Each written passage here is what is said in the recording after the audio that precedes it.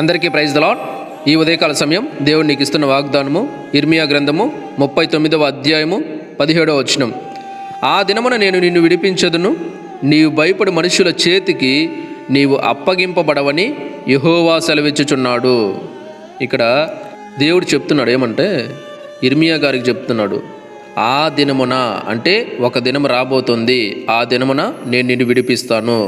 ఆ దినం ఏది అంటే పై వచనంలో చెప్తున్నాడు, నీవు వెళ్ళి కూషీయుడగు ఎబెద్మెలెకుతో ఇట్లనుము, ఇశ్రాయేలు దేవుడును సైన్యములకు అధిపతియగు యెహోవా సెలవిచ్చుచున్నాడు.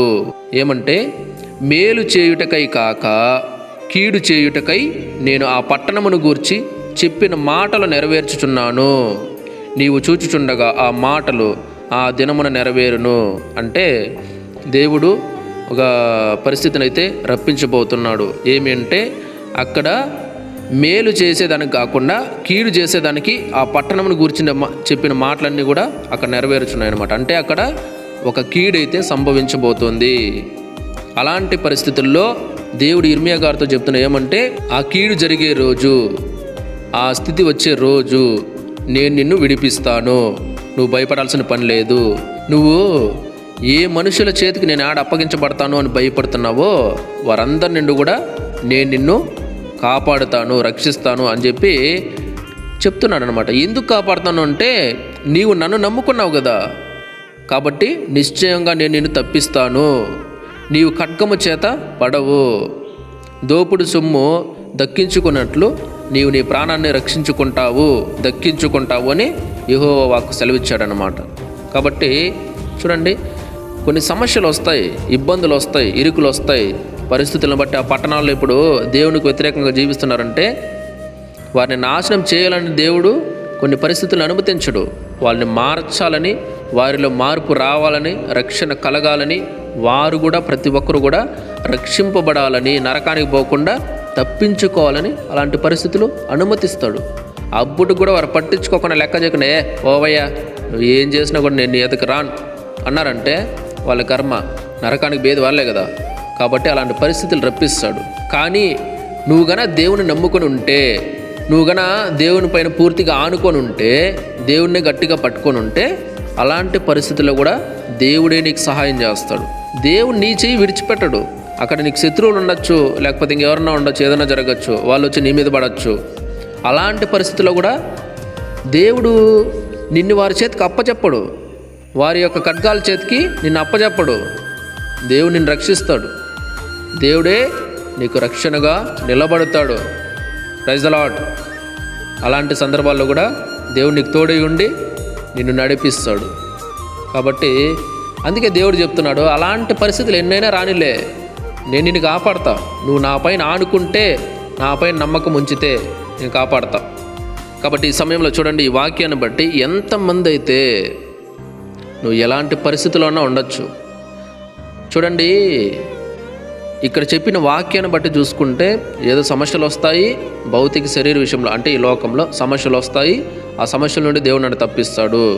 మరి ఆత్మీయంగా నన్ను ఎవరు తప్పిస్తారు? అవును, క్వశ్చన్ చేసుకోవాలి. వాక్యము ఎప్పుడు కానీ భౌతికమైన విషయాలు మాత్రమే మాట్లాడదు, రెండు అర్థాలతో మాట్లాడుతుంది. భౌతికమైన విషయాలు, ఆత్మ సంబంధమైన విషయాలు కూడా మాట్లాడుతుంది. కాబట్టి భౌతికమైన విషయాల్లోనే కాదు, ఆత్మ సంబంధమైన విషయాల్లో కూడా దేవుడే నేను నిన్ను కాపాడుతాను అని చెప్తున్నాడు. ఇప్పుడు అపవాది వచ్చి నిన్ను అటాక్ చేస్తాడు, ఆత్మీయంగా అటాక్ చేస్తాడు. ఎందుకు? విశ్వాసంలోంచి పడగొట్టాలని. ఎందుకు? దేవుని నుండి నిన్ను దూరపరచాలని. ఎందుకు? దేవుని అడుగుజాడలను నువ్వు నడకూడదని. ఎందుకు?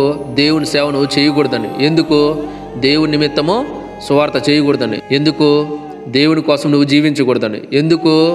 నువ్వు దేవుని కోసం జీవిస్తే, దేవుని కోసం బ్రతికితే, దేవుని అడుగుజాడల్లో నడిస్తే, దేవుని కోసం సువార్త చెప్తే నువ్వు ఆత్మలను రక్షిస్తావు. నీ వల్ల ఆత్మల రక్షణ కార్యం జరుగుతుంది. అప్పుడు అపవాది సైన్యం అందరూ కూడా, అపవాది ఈ లోకం అందరిని పట్టుకున్నాడు కదా, వారందరి కళ్ళు గురుడితనానికి అప్పచెప్పాడు కదా. కాబట్టి వాళ్ళందరూ కళ్ళు తెరవబడతాయి, వాళ్ళు కూడా రక్షణలోకి వస్తారు. నిజమైన దేవుణ్ణి, సృష్టికర్తని వారు కూడా తెలుసుకునేస్తారు. అందుకే అలాంటి పరిస్థితులు ఉంటాయి. కాబట్టి ఆత్మీయంగా అపవాది నీపైన దాడి చేస్తాడు. నిజానికి అపవాదికి ఎవరైనా తలనొప్పిని తెలిస్తే ఖచ్చితంగా వారిపైన దాడి చేస్తాడు. వాళ్ళ విశ్వాసం పైన దాడి చేస్తాడు.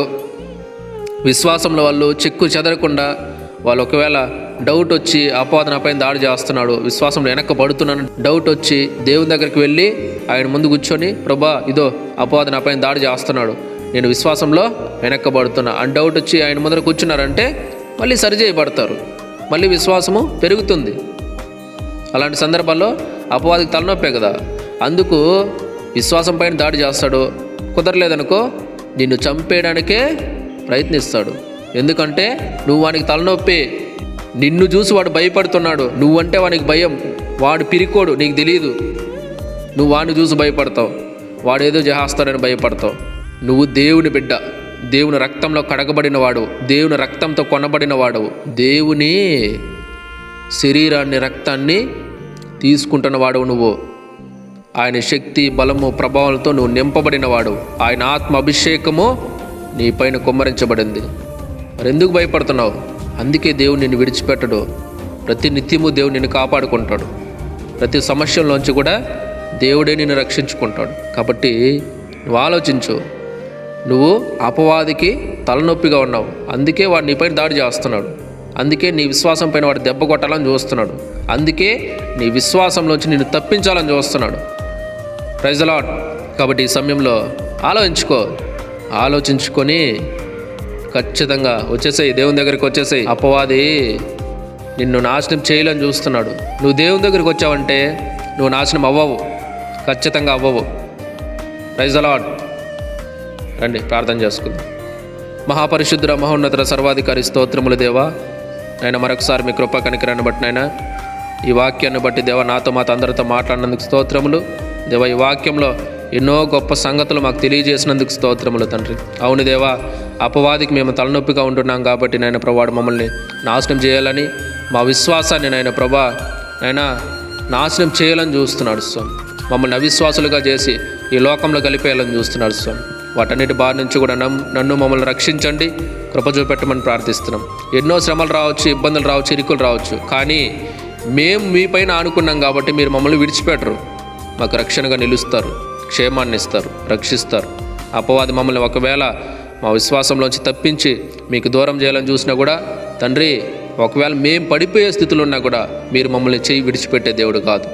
కాబట్టి తండ్రి, ఈ సమయంలో ఈ వాక్యాన్ని బట్టి దేవా మాతో మాట్లాడినందుకు స్తోత్రాలు చెల్లించుకుంటూ, ఈ వాక్యాన్ని ఎంతమంది అయితే వింటున్నారో, ఈ వాక్యాన్ని ఎంతమంది అయితే షేర్ చేస్తున్నారు, పేరు పేరున అందరినీ దీవించమని, ఆశీర్వదించమని, రక్షణ దయచేయమని యేసయ్య పరిశుద్ధ నామములో ప్రార్థించి స్తుతించి వేడుకుంటున్నాము తండ్రి. ఆమేన్. దేవుడు మీ అందరినీ దీవించి ఆశీర్వదించును గాక. ఆమేన్.